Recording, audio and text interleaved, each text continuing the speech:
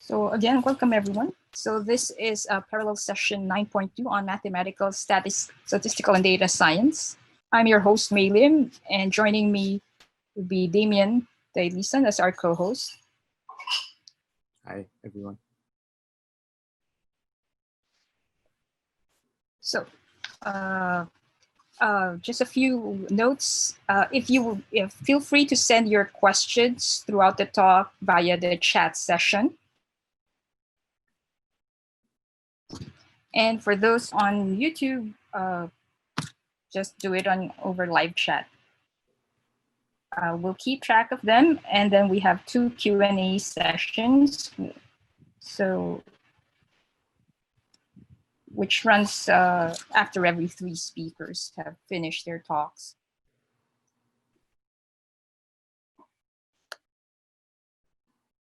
And so we could start. Our first speaker is Dr. Reinabelle Reyes, who will be discussing transportation network efficiency during disaster events. So Reina is someone who's known to many of us. You probably in the physics community, we have her for a while now. And she's also someone you've probably seen on TV or in a bunch of talks and has been a great advocate of science education and science in general. And so without further ado, Reina, you want to take this away? Thank you, May, Damien, and good morning, everyone. Real pleasure to be part of this parallel session and to start things off. So good morning, everyone. Sana nakapag-kape na tayo. Let me share my screen to get the slides. Present. Okay, so you should be seeing my screen now. I'm going to be presenting our work on the transportation network efficiency during disaster events. So I'll start by acknowledging my collaborators, May here, and JC is also in the call. We've submitted this as and accepted this work has been accepted as a paper for the Samahang Pisika ng Pilipinas or SPP conference and will be presented at the online conference this October. And we're also working on submitting a draft for a journal soon. So just to put things into context, there's been for the past decade or so a series or a lot of work on complex system studies investigating the vulnerability of different kinds of networks to attacks. That is, we can represent many different real-world systems as networks with nodes and edges connecting them, and attacks or failures are attempts to damage these networks by removing nodes or edges. A landmark paper here is Albert Chong and Barabasi, showing that scale-free networks in particular, or like the internet and the World Wide Web, are highly tolerant or robust to what they call failures, or actually removing nodes randomly. So in this, these are the blue dots here. See that the impact on the network diameter is essentially insignificant, even as you increase the failure rate or the number of nodes that you remove. But as a trade-off, if you do targeted attacks for those nodes that are highly connected, then you actually damage the system significantly. So that's the red circles here. as opposed to something like a random graph, an exponential network, in which the most nodes have the same number of connections. The effect of targeted attack is less significant. So these insights give us these results give us insights on the robustness and vulnerability of complex systems, which can be applicable to real world systems. And these kinds of studies have been done specifically for transportation networks. So in this paper, for example, it was applied to a bus transportation network in Florence, as well as a public transportation network in Attica region in Greece. So they chose 2 case studies and converted the transportation network, the stops and the lines into networks, and then subjected them to directed attacks. So for example, here they on the left figure, they systematically removed nodes with the highest degree, while on the right, they systematically removed nodes with the highest betweenness, and they found that the removing by highest degree has a bigger impact on the network. In particular, the red nodes are the nodes that are colored red are the ones that are still part of the largest connected component. And so here you see that more nodes drop off from the connected component or become disconnected from large part of the network when they did attack by degree. So again, this has some implications for real transportation networks. And then as third example, we have here the paper by Valenzuela et al. 2014, where they converted an urban road network, particularly Tacloban City, for Tacloban City, into a network with nodes and in the intersections of roads and edges connecting them, and then applied damage from a disaster that disconnects certain segments or edges, and investigated how that impacts distribution time or travel time from one central node, source node for a relief center, for example, to the other parts of the city. So our work actually is on a similar context, but what we took as our transportation network is the whole Visayas network. So it's an inter-island transportation network with multiple modes as well, because we will use also in addition to the road network in each island, the islands are also connected by air routes and sea routes. So we have the airports and the seaports and routes between them included in the network. So this is a visual map of those connections. And this will be the transportation network we will subject to damage. In this setup, okay, sorry, before that, for comparison, we also considered and ran simulations on 3 different synthetic networks. So a lattice network, just a grid, then a scale-free or Barabasi-Albert network, and then finally a small world network.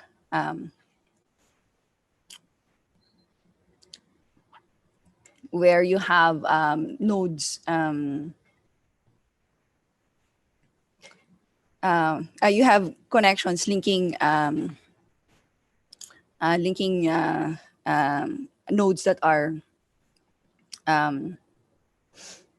from a loop. You start adding connections to different nodes that makes the distance between them much smaller. So like a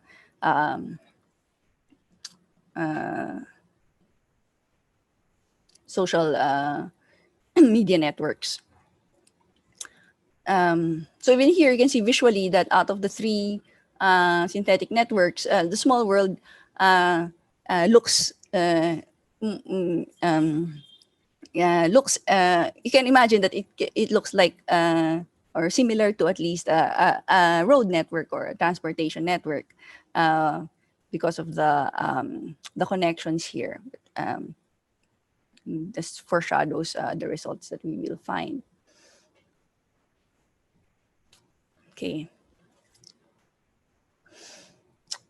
And for this for these simulations, we will get the travel times from 4 food hubs across the region. So we have DSWD food hubs, one in Region 6, 2 in Region 7, and 1 in Region 8. And this is where our relief distribution will come from. And it will go to our destinations are the different cities and municipalities, or what we're just calling town centers, because we've identified a center of population and activity in each city and municipality. And the map here shows the travel times for that specific town from the nearest food hub, identified to be the one that's in its region and the one with the shortest travel time. And this is what we're calling our baseline scenario, because there's no damage to the network yet. So this is just in normal conditions, how long will it take for the relief goods to arrive if you were to deliver to these areas. And we can notice, for example, that even in the baseline scenario, the eastern and northern Samar areas are hard to reach, and it takes could take around more than 10 hours to get from the Tacloban city food hub, for example.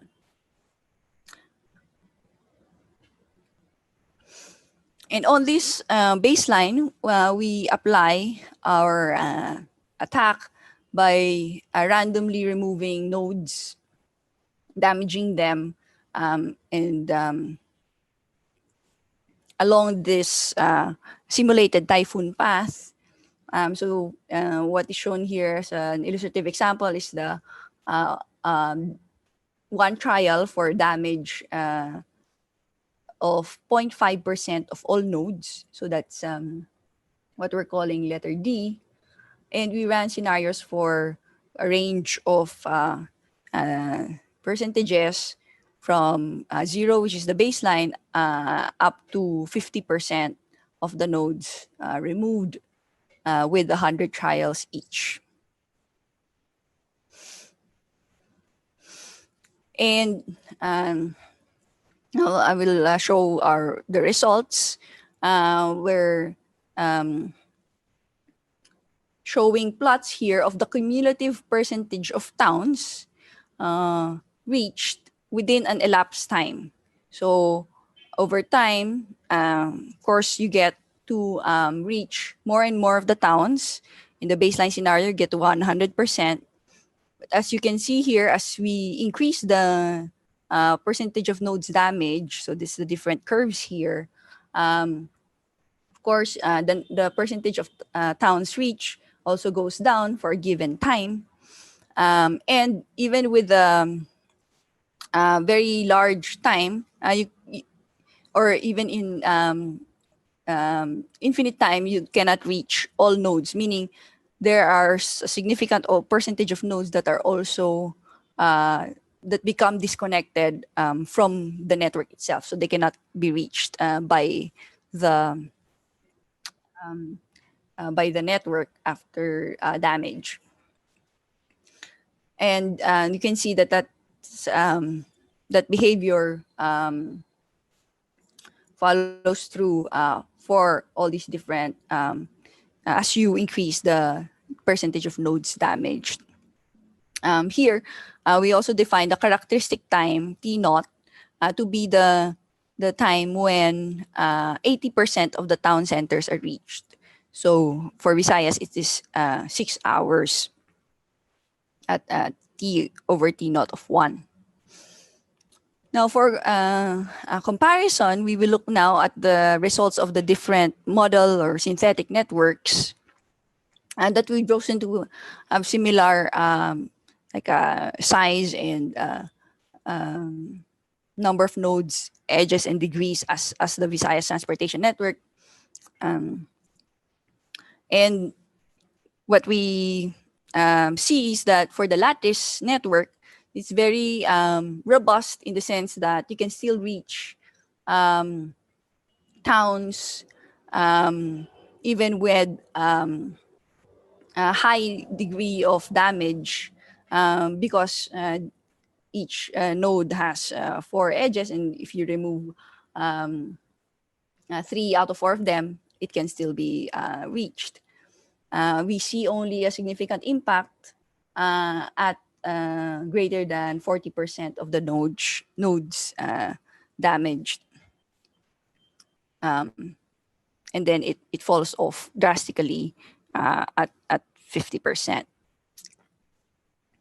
So this is not surprising, and this threshold has also been, of course, seen in other studies. So the next synthetic network we have is the Barabasi-Albert network, and we see here that the impact that this less robust as than the lattice network as expected, but it's still more robust than the Visayas Transportation Network. In particular, with a small damage D, you don't see an impact. They just overlap here, and you can start to see significant damage only at around 10% damage. And this shows this is actually consistent with the Barabasi, or the first Albert, Jong, and Barabasi result that scale-free networks are robust to random damage. And finally, for the small world networks, we see actually we're able to, in a way, get similar behavior with the transportation network, the real world transportation network, even with very small percentage of nodes damage, even below 1%, we already see significant drop in the cumulative function. And this continues to drop as we increase the damage. So we found that this exponential graph, in particular a small world network, behaves or exhibits the vulnerability that we see in a real world transportation network. And to quantify this behavior, we define network efficiency parameter, which is a function of essentially the ratios of the baseline travel time for each town center with the travel time when the network is damaged. So this is always the baseline is always lower than the damage scenario travel time, and this gets added up over over all the town centers. So the more, of course, the closer this is to, the closer this ratio is to 1, the more efficient the network is. That is, the impact of the damage is not as big. So we now plot this efficiency as a function of the percentage of nodes damaged. And of course, you all start at 1 or close to 1, and then you see this drop as you increase the damage. But reflecting what we saw earlier, we see that the lattice network stays at very high efficiency before dropping off rapidly. Next, we have, that's the blue curve here. And then we have the Barabasi-Albert network in the orange curve that shows similar behavior, but drops off at a smaller smaller d. And then we have these two networks that are the most vulnerable: the Small World network in green and the Visayas network in black, that are actually overlapping here, and that drops off significantly even with a small percentage of damage. And so these results, in summary, we've compared real-world transportation network with 3 synthetic networks and found that the Small World network has a closest behavior with the real-world network. And here we presented a method of gauging the efficiency of these networks under the different damage scenario for disaster event. And it underscores the importance of pre-positioning of relief goods locally, especially for areas where that are hard to reach or are likely to get disconnected from the food hubs and other sources of relief during times of typhoons and other calamities. So thank you for your time and attention, and I'm happy to get questions and comments during the Q&A portion later.